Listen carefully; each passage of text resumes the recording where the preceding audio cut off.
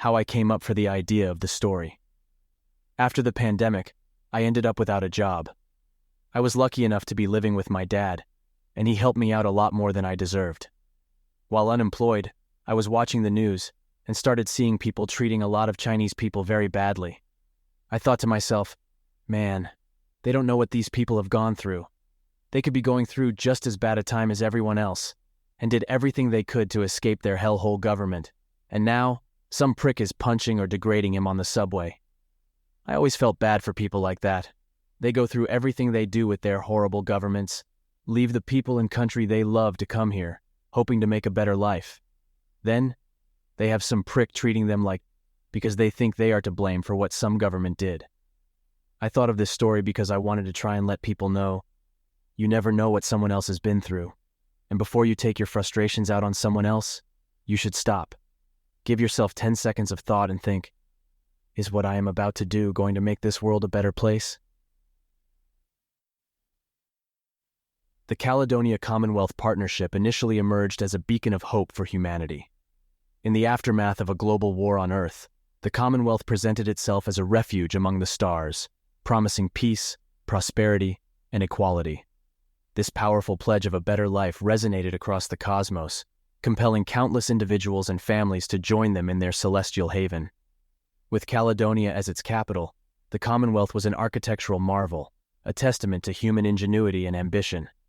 This bright beginning, however, gradually dimmed as the true face of the Caledonia Commonwealth started to reveal itself. Promises of equality were subtly replaced with a rigid caste system. Rather than being a society where everyone had an equal start, one's birthplace became a determinant of fate, effectively creating a class disparity that grew over time. Simultaneously, the Commonwealth began to exert control over information, enforcing strict censorship laws that stifled dissent and discouraged any critique against its regime. Freedom of speech and expression became casualties in the Commonwealth's shift towards authoritarianism, leaving its citizens vulnerable and voiceless. Economic policies became increasingly stringent, leading to widespread poverty and hunger. The once promised prosperity was a privilege enjoyed by a select few, while the majority grappled with the harsh realities of scarcity and starvation. The Caledonia Commonwealth, once a refuge offering a better life and equal opportunities, had transformed into an oppressive empire, ruling with an iron fist, and leaving its citizenry yearning for the promises that had lured them to this new world. On the periphery of the Caledonia Commonwealth, in the gray edge of a disputed planetary system, a lone dwarf planet spun on its lonely axis. Here, nestled in a shallow basin scarred with meteor impacts, was an outpost of civilization. The air was thin and crisp, biting at the lungs with every breath. Artificial lights mimicked a watery sunlight over the clustered ramshackle hovels, struggling against the bleak terrain that stretched away in all directions. It was here, amid this desolation, that the last drop bar clung to existence.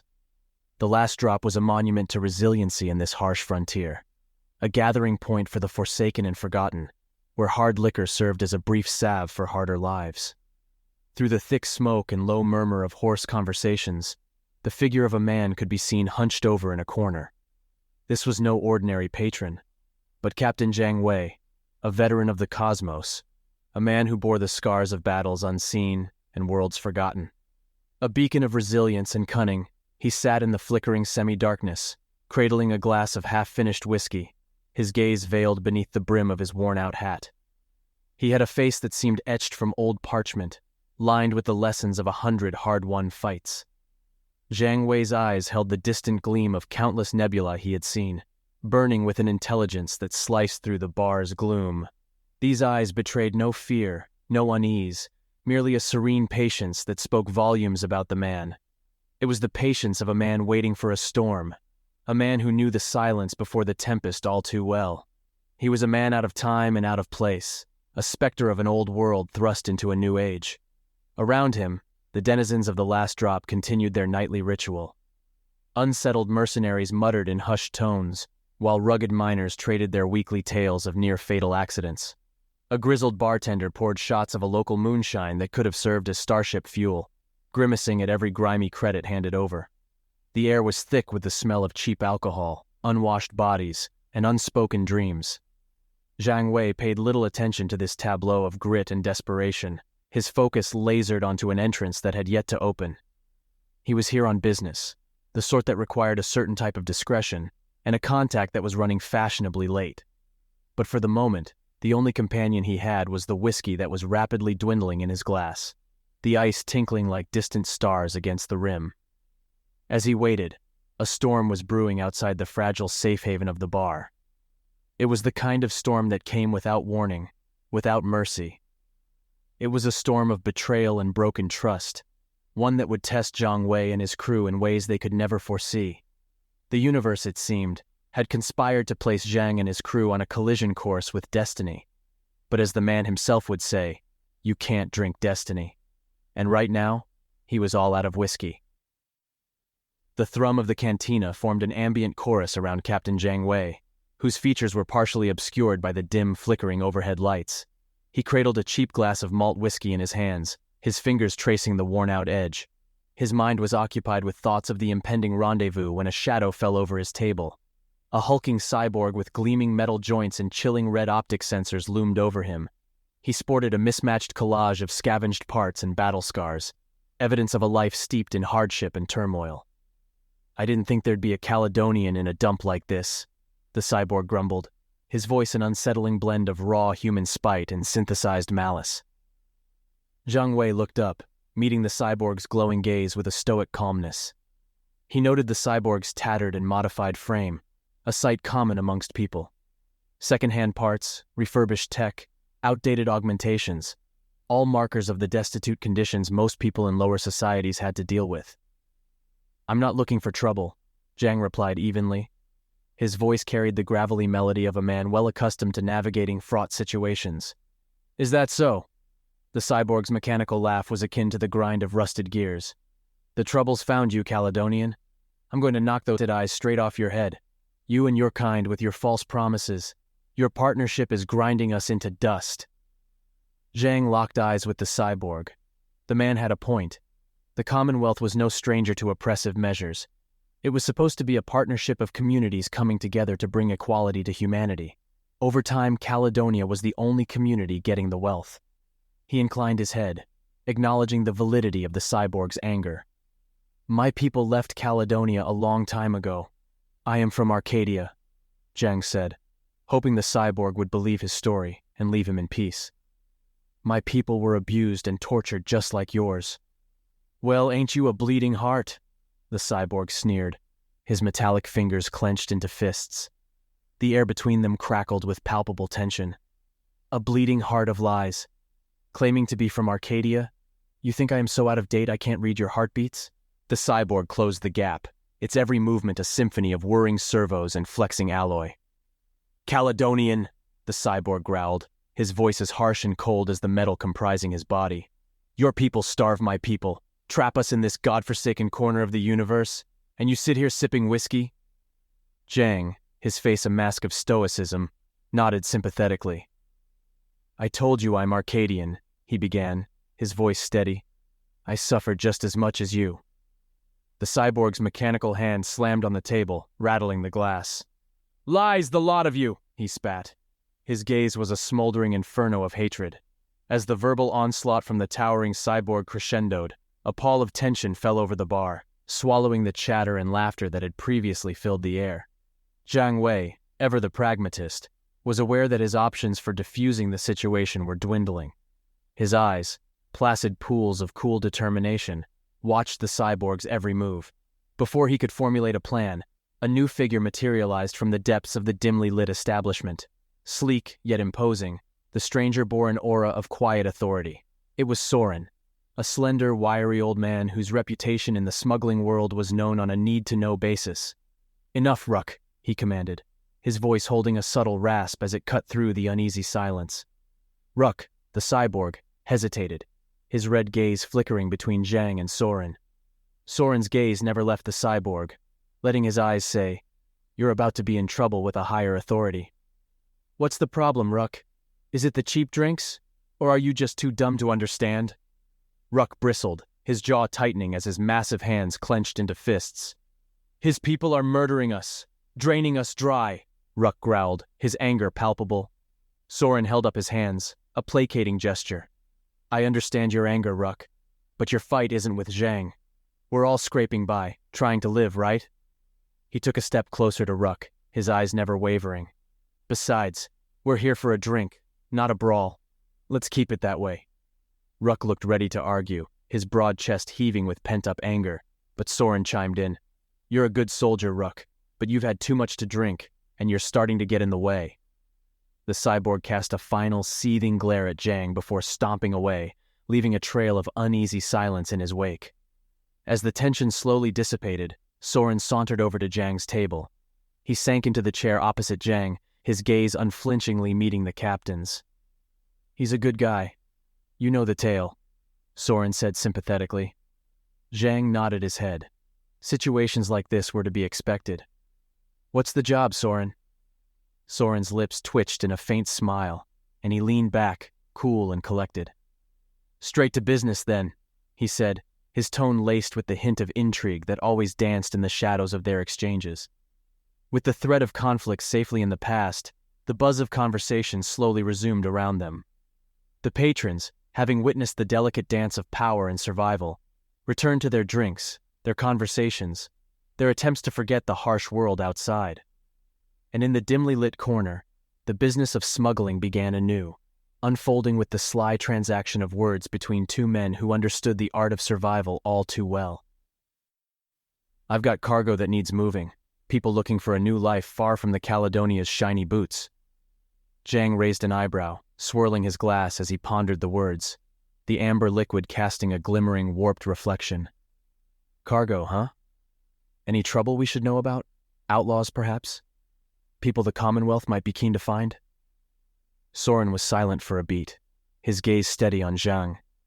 He tapped his finger against the scarred surface of the table, a rhythmic thump, thump, thump resonating in the silence.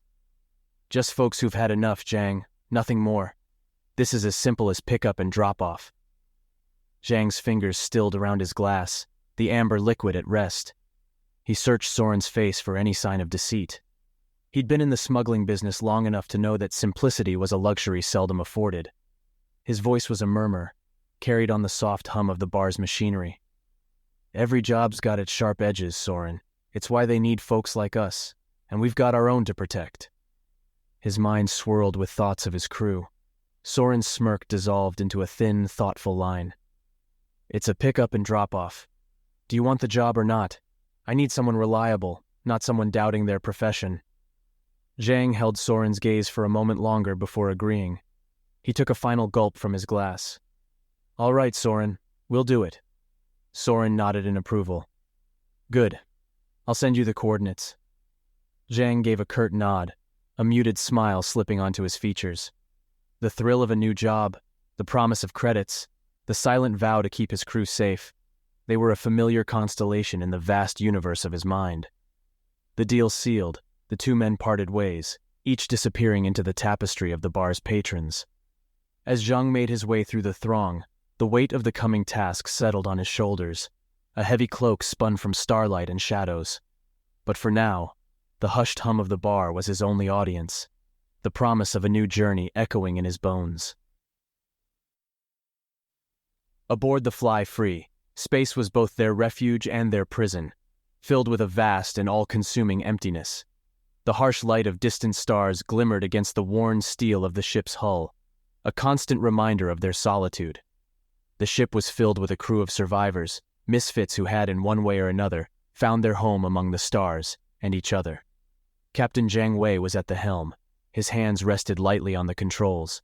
His face, a canvas of aged lines, was bathed in the dim glow of the ship's console. Here, at the helm, he felt most at ease. His past as a Navy officer lingered in his every move. Chen Hao, Zhang's right-hand man and closest friend, was the voice of reason to Zhang's audacity, a calming presence that kept them grounded amidst the chaos. Their bond traced back to their shared past in the Caledonian Navy, a shared struggle that made them brothers in all but blood. Dr. Xu Xia was nestled in the belly of the ship, engrossed in her latest scientific endeavor. She was an enigma, a woman of sharp intellect and swift wit, armed with an expansive knowledge of the universe. Her eyes were eternally alight with curiosity and passion for her work. a spark that ignited whenever she solved an intricate problem or discovered something new. The ship's enforcer, Nyx, was in the ship's armory. Her formidable presence resonated off the cold steel around her. She moved with a purpose, every step echoing her military past. Her muscular frame was a testament to countless battles, and her stoic demeanor left an unmistakable impression. Nyx was a beacon of strength, a force to be reckoned with. At the ship's helm was Milo, the young helmsman with a contagious enthusiasm for all things space. His eyes gleamed with the reflection of the cosmos, a testament to his awe and reverence for the infinite universe. His fascination with Nyx was often the butt of Ren and Echo's jokes, their laughter ringing through the ship, but Milo was undeterred. Finally, there were Ren and Echo. The ship's resident vagabonds, they were inseparable, their history as obscure as the slums they emerged from. Their camaraderie was rooted in a shared past of survival, crime, and an unbreakable bond. Even though they were not brothers by blood, their connection ran deeper than any biological tie. This was the crew of the Fly Free, a mismatched family brought together by their shared defiance of the oppressive Caledonian regime. They moved as one, their hearts echoing the rhythm of the ship, their spirits as vast as the cosmic expanse that was their home. In the bleak, endless expanse of space, they found solace in each other, and the shared knowledge that they could rely on one another when it mattered most. Little did they know, this bond was about to be tested. The shadows of betrayal lurked in the corners of their ship, ready to cast its dark veil over their unity. The cold metal underbelly of the Fly Free hummed in response to the anxious steps of the crew as they moved about. Zhang, with his usual stony expression, leaned against the pilot console, arms crossed, watching the radar. His crew were scattered around him, their expressions mirroring his own, a blend of concentration and anxiety. Nyx was close by, her powerful frame rigid and tense. Milo sat quietly in his pilot's seat, his fingers dancing nervously on the control panel. Dr. Shushia was busily scanning their cargo, the refugees, ensuring their safety, her expert eyes darting from one readout to another. Ren and Echo, the two vagabonds, sat with their legs dangling over the edge of the loading ramp, casually flicking pebbles into the void of space. They were attempting to appear relaxed, but their forced laughs echoed hollowly around the ship, revealing their unease. Suddenly, the familiar ping of the radar filled the room. The crew froze, collectively holding their breath as they waited for Zhang to make sense of the blip on their radar. His sharp eyes narrowed as the blip solidified, growing larger and clearer with each passing moment. "Battlecruiser, Caledonian class," Zhang murmured, his voice eerily calm against the rising tension. His stoic facade cracked for a moment as his eyes met those of his second-in-command, Chen Hao. Their silent exchange spoke volumes of the trust they held for each other, a bond formed in the crucible of their shared past. As the minutes stretched on, the battlecruiser on their radar grew closer. With it came the heavy realization that they'd been betrayed. But by who? The refugees or Soren? The options were limited, and the answers devastating. Zhang stood in the center of the cargo bay, surrounded by refugees huddled together in quiet despair. He felt the weight of the situation. The hollow taste of betrayal soured his mouth. He glanced at Dr. Shushia, Nyx, Milo, Ren, Echo, and Chen, their expressions a tapestry of concern and anger. "We're going to need to talk to each of you," Zhang began, his tone laced with a deep, tired resignation. His eyes shifted from one terrified face to another. "One at a time. We need to know who you are, where you come from, and most importantly, why we've been detected by a Caledonian battlecruiser." There was a collective gasp from the group of refugees. A sea of frightened faces stared back at him. A ripple of murmurs and whispers shivered through the crowd. First up was an old man with weathered skin and eyes that had seen too much sorrow. Zhang asked him about his past, his family, and the circumstances of his leaving the planet. The man shook his head, insisting he was innocent, and although his story tugged at Zhang's heartstrings, the captain could not afford to be lenient. One by one, they were all questioned, their stories surfacing like sunken treasures in the depth of the sea, of dreams crushed under the weight of the Commonwealth, of homes destroyed, and loved ones lost. It was the woman from Seraph 3 who finally broke down, a flood of tears etching clean streaks down her dusty face. her voice shaking as she confessed her desperation to escape, but also her innocence. Zhang's heart clenched. The pain was palpable, yet so was their innocence. Silence descended on the cargo bay after the last of the refugees had been interrogated. A gloom hung heavy in the air as the reality of the situation weighed down on the crew. Zhang felt a lump form in his throat as he looked at the refugees, their eyes now laden with fear, their dreams of a new life replaced by the harsh truth of their current predicament. "We need to figure out what's going on," Zhang said, his gaze now fixed on his crew. "But right now, we need to focus on getting us all out of here alive. Nix, start prepping for evasive maneuvers. Milo, keep us on the least populated routes. Ren, Echo, keep an eye on our guests." As the crew dispersed to their respective tasks, Zhang couldn't shake off the feeling of dread that had nestled deep in his chest. Betrayal was a bitter pill to swallow, more so when the betrayer was not among the faceless refugees, but might have been one of their own. Each refugee had a story steeped in desperation, but none that signaled betrayal. The interrogations were done, but the traitor remained hidden, their identity as elusive as the darkest corners of the universe. Were they wrong? Was it Soren? Was it dumb luck? Beep, beep, beep. And that was when the message came in. The sterile whiteness of the fly-freeze communication room seemed colder than usual as Captain Zhang Wei stood with his crew, eyes glued to the data stream illuminating the space in a harsh glow. The hushed silence was periodically punctuated by the soft hum of the ship's engines and the intermittent pings of an incoming transmission. His mind was a whirlwind of dread and disbelief. But no matter how he tried, the damning evidence that came with the message from Soren was impossible to ignore. His gaze shifted between the faces of his crew, Zia's furrowed brows, Nix's stony visage, the almost imperceptible trepidation on Milo's face, and the inscrutable expressions of Ren and Echo. But when his eyes fell upon Chen Hao, the quiet storm of betrayal brewing in his heart grew more potent. The evidence was there, replicated in bright lines of code and surveillance images, a trail of encrypted communications between Chen and a Caledonian officer Zhang had known all too well, the deliberate sabotage of the fly-freeze cloaking device, the tracking beacon hidden within the storage bay. Soren's words echoed in his mind, a cold and haunting whisper.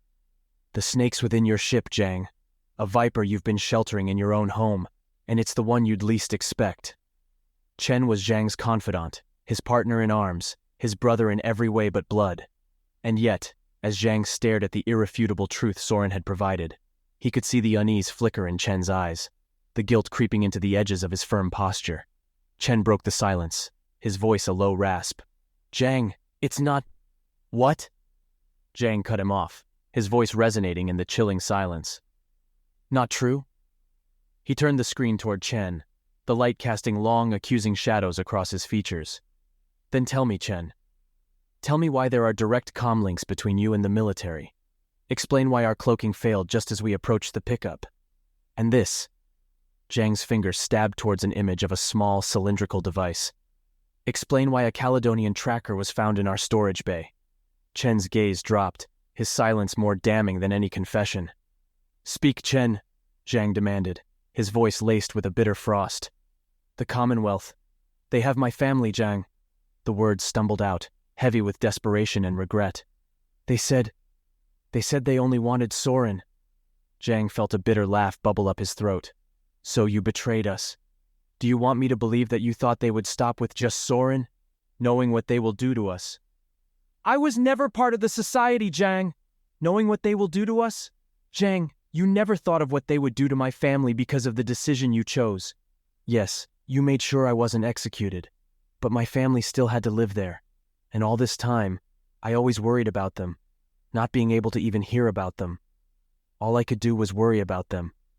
What do you think I was going to do when I saw my mother and sister in an office with Captain Li of all people? Let him take my mother's liver right out of her body while she watched?" Suddenly, Zhang was empty of rage and anger, and filled with nothing but guilt and disbelief that he could be so selfish towards someone that had meant so much to him. The cold, harsh interior of the Fly-Free hummed in tense silence as Captain Zhang Wei faced his old friend, Chen Hao. The second in command stood at attention, unflinching, yet the trembling in his fists betrayed his inner turmoil. The rest of the crew watched with masked fury and disdain, the air between them and Chen as thick as the distant nebulas. "Chen Hao," Zhang began, his voice uncharacteristically hollow. His gaze bore into Chen's, searching for the brother he once knew amidst the traitor that stood before him. He had seen Chen display courage, camaraderie, even moments of compassion, and now he saw only desperation and shame. "The charges against you are severe," Zhang continued, his words echoing off the cold metal walls. "Betrayal of this crew. They will never forgive you. They will never trust you, Chen." Chen swallowed hard, his gaze momentarily flickering towards the steel floor before meeting Zhang's. "I had no choice, Zhang." Zhang's heart ached at Chen's words, but he held firm. The sting of betrayal was still too raw, the trust Chen had broken irreplaceable.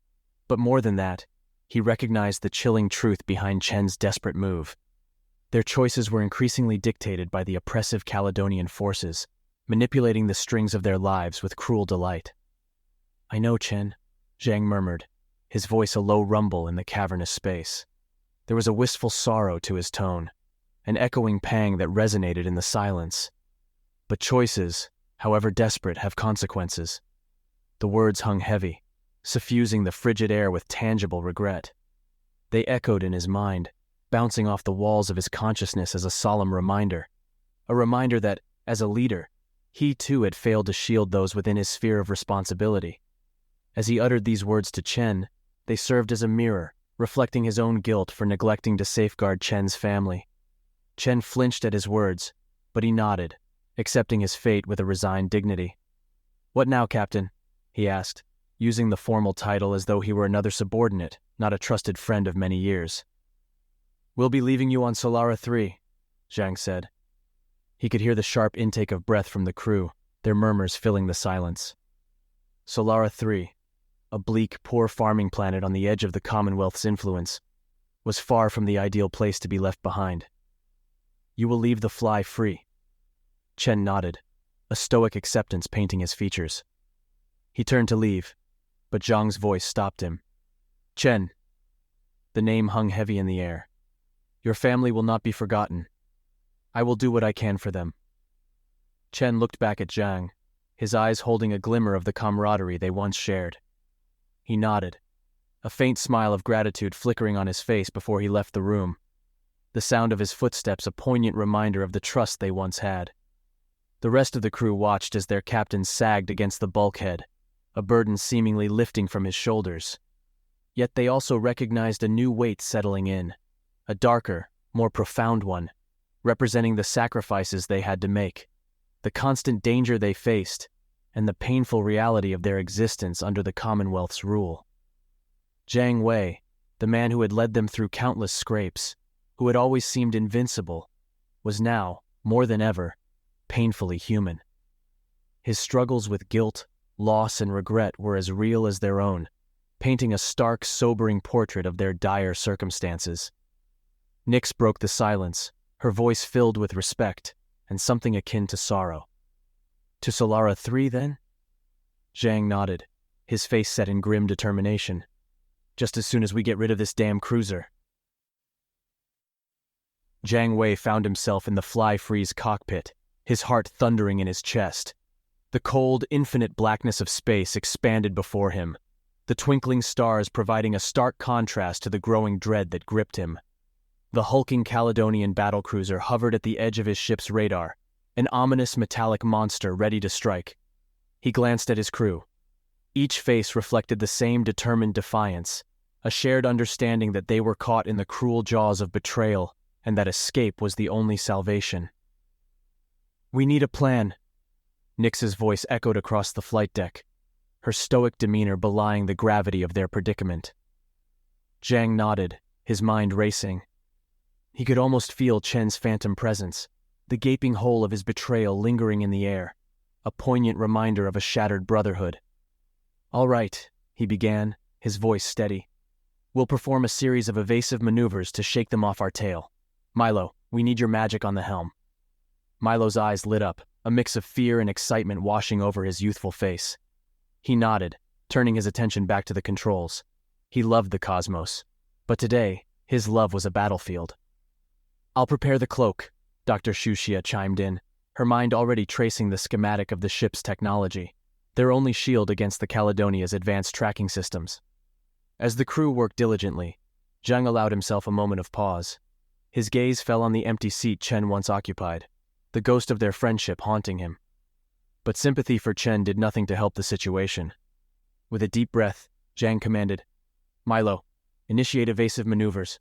Let's give them a chase they'll remember." And so, the Fly Free plunged into a daring dance in the face of danger. It swerved through one asteroid and dodged, dipped, and spun through another, each maneuver more audacious than the last.